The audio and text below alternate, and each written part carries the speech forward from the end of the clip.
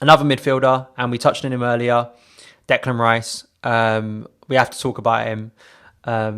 It seems I'm teetering on the brink of like letting Ross Barkley go out on loan, potentially letting Ruben going out on loan. You naturally think, have Chelsea got something up their sleeve here? You know, is there something in the works that we don't know about?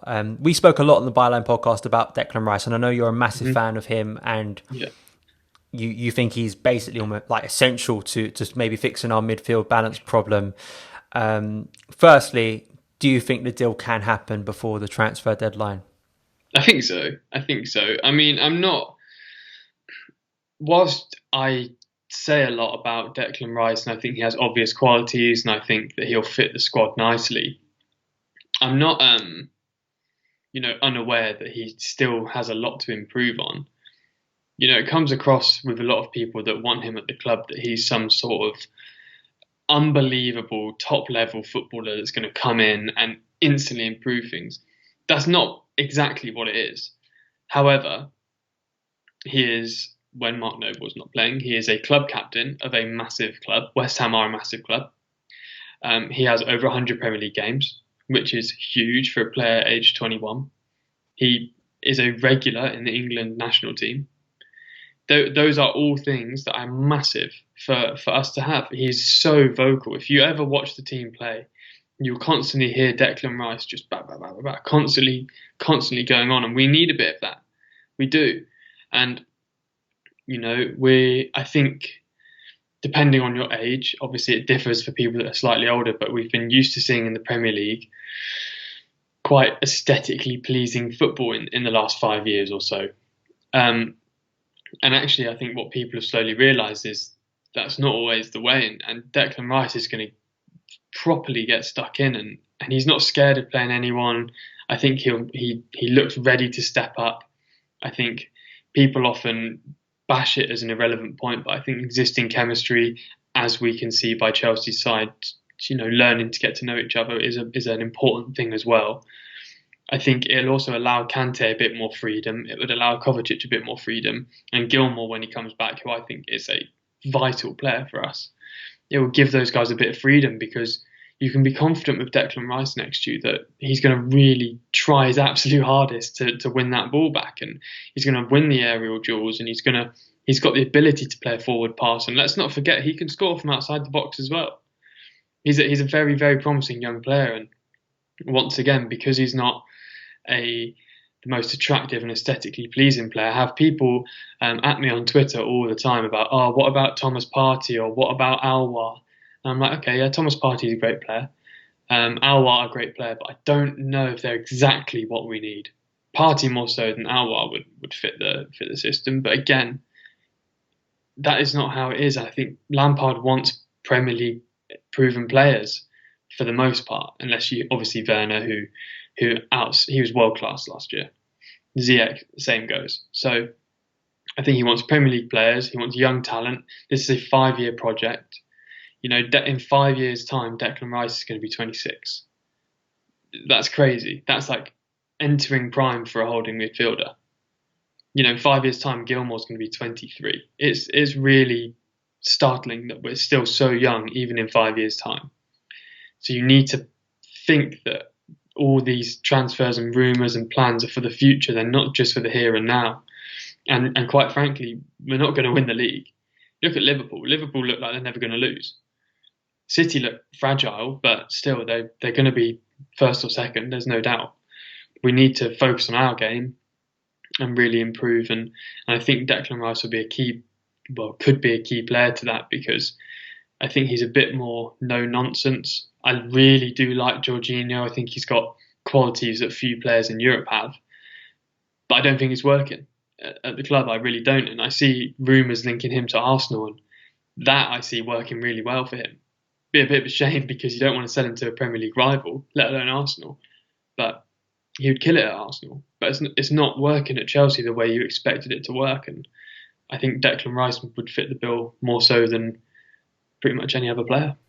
I think the things you mentioned about leadership and a vocal presence, I mean, I think a lot of those things are quite demeaned nowadays. Yeah, 100%. Because they can almost be seen as quite basic terms. And I was listening to the Totally Football Show, a good podcast, and Rory Smith was on there the other day, and he was talking about how, this world of XG and data analysis and stuff like that, there's a reason why a lot of people bring up leadership and mentality in football, because they're important things. And I think that, it's always that thing about, for me, balance. You can look at stats, you can look at XG, and you can try and sort of predict where something's going to go and how important those things are, and maybe longer term trends. But that doesn't mean anytime someone brings up the talk about leadership or knowing other English players or knowing the league in itself, when we spoke about Ben Chilwell, those things are valuable. Those things can be valuable. The fact that Ben Chilwell, in the first couple of glimpses we've got of him, I think looks quite settled already. I think that's an important thing. I think that Rice can add that. And many people said, like last night's game, a prime example, game starts turning against us. And it's not just on Lampard. Who's on that pitch going to, buck Chelsea's ideas up, basically, get a hold of some players, move players around, say, we've got to get this game back in control, and I hopefully a Declan Rice could add that. And I think that's underrated a lot of the time, because it's just, we lack fight, for me. Yeah, 100%. He's going to light a fire, isn't he? He's going to. I can see him getting vexed, and I can see him shouting at players, and we need that, because some players sometimes their attitude stinks, and that's the issue. And every club has that. And the clubs that are more successful, Liverpool right now, you think Henderson's being quiet in the dressing room at players that aren't pulling their weight? No chance, no way, absolutely no chance. He is giving it some all the time, because you need it. It's absolutely vital. And I bet you, if Declan Rice joined this summer, 2 or 3 seasons, he's going to be going at players for not pulling their weight, and that is absolutely needed. Look at Roy Keane. Roy Keane is one of my favourite players ever. He's a brilliant football player, was a brilliant football player. Bit nasty, let's not forget, but he will not let you off easily. No way. It's not going to happen. You need to be pulling your weight and performing 100%, and I think that's what Declan Rice might be able to bring. And we could be wrong. We could sit here in 2-3 years' time and be like, wow, this is a terrible signing. And I think it's also important to just mention now, before he's joined, or if he joins, that those that primarily focus on stats, and I like to look at stats and make sure that things balance up, because stats are important. They're not everything, because the eye test matters, and sort of extraneous variables as well, like confidence and leadership, they are really important. But his tackles and interceptions are probably going to go down if he joins Chelsea, because we're a better club than West Ham. West Ham are not great.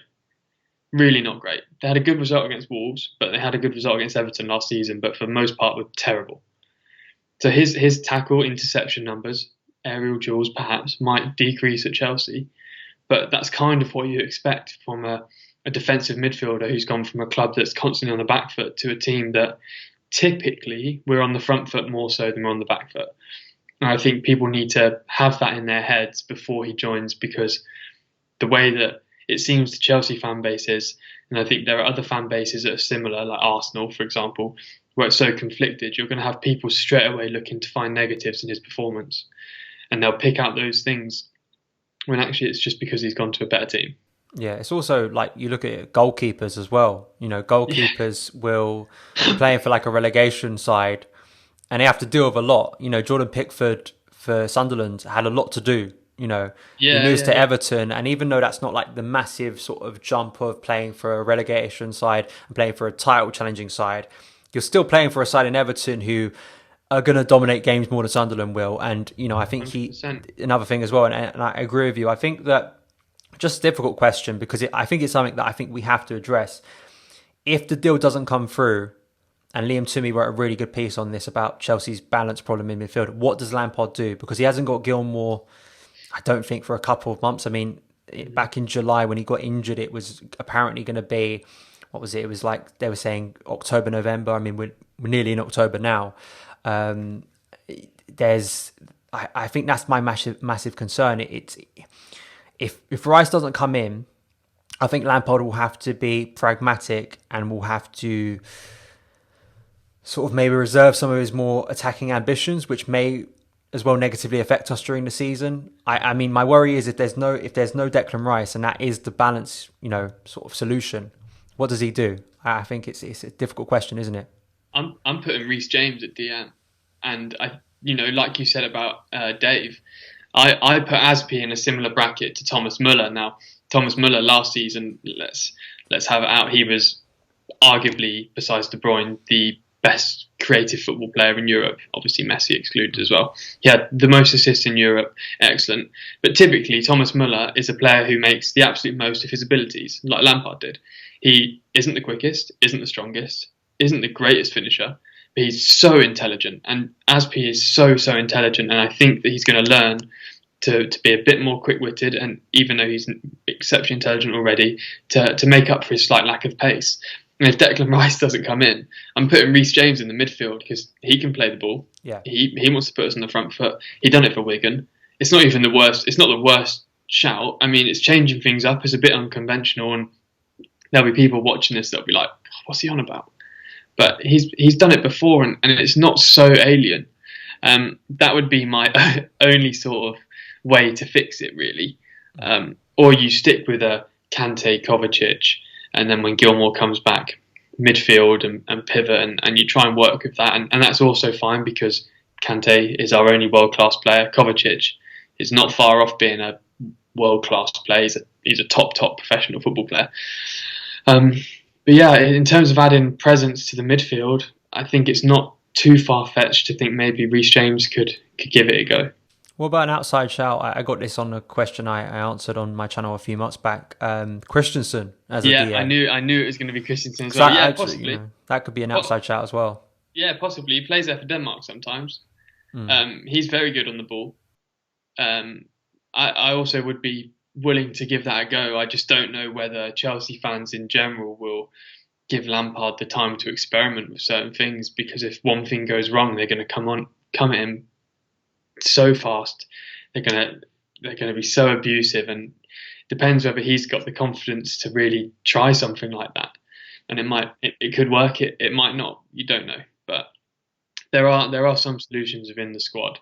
And if worst comes to worst, I mean, there must be some players in the youth side that can maybe come in. Or I've always thought Mason Mount might be better slightly further back and able to press and progress the ball through. But it just depends how experimental you want to be, really. And this season people are expecting results. I wrote a piece, and I've said on podcasts before, I didn't expect anything from this season as well. I think next season's the one where we can be very critical. But this season still, there's a lot of experimenting to go.